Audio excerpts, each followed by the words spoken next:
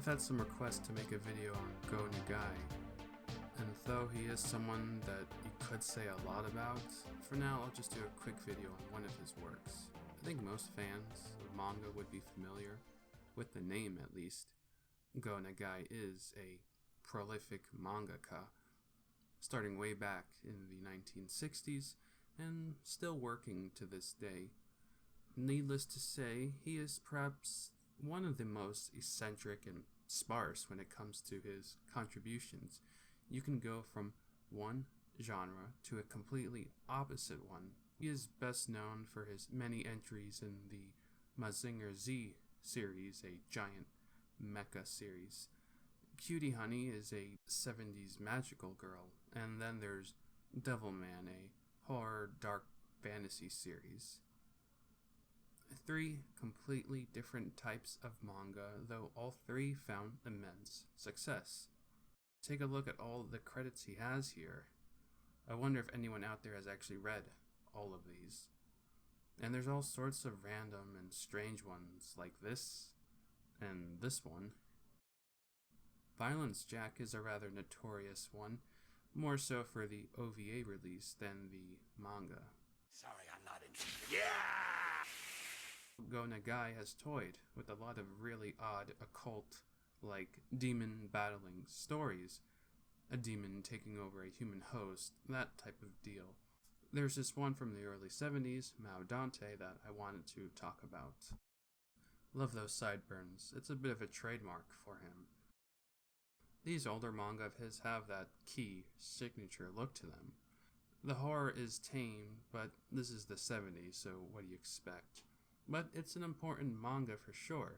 In some aspects it hasn't aged well, but this is really the OG.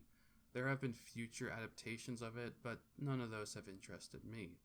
That crude animation, the hilariously cheesy moments, the otherwise rather forgettable story, saved by one concept, a kaiju demon.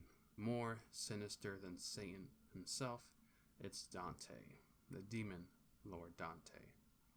He called forth a boy named Ryo in his dreams to the Himalayas, where he was transported to this strange room where he was ordered to destroy these machines to let the demon loose. Dante had been feared for thousands of years, but was now being controlled by Ryo. So yeah, we have this monster kaiju destroying the city, and we've seen plenty of stuff like this even before 1971. But the combating forces of these two religious groups is both hilarious and awful. Why would this Christian group who wants to keep Dante locked away have machine guns? And then you have the opposing group of Satanists who have machine guns too.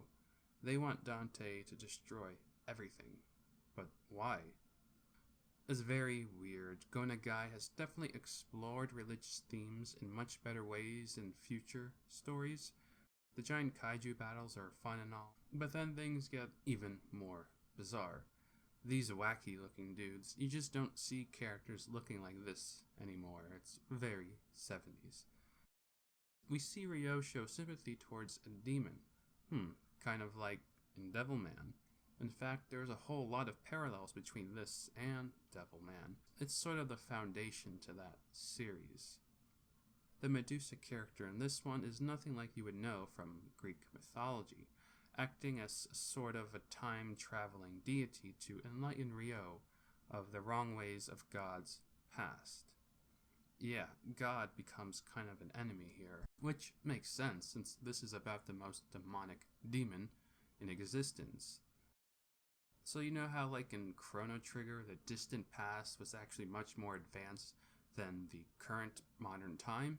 That's the same situation here, and then destruction caused everything to revert back into primitive times.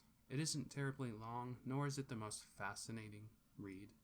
Hey, not everything has to be a masterpiece, right? Fans of Go Nagai would certainly be interested in this, and, well, fans of Devilman should at least check it out as well. The characters themselves are rather forgettable, but the other illustrations here are remarkable, I think. The way Go Nagai depicts all these army-esque scenes is great. It has a realistic look to it in comparison to, say, a giant demonic monster. So for all you Go Nagai fans, which of his works would you recommend I read? And again, if you have any other recommendations to any other horror or Eroguru manga, let me know.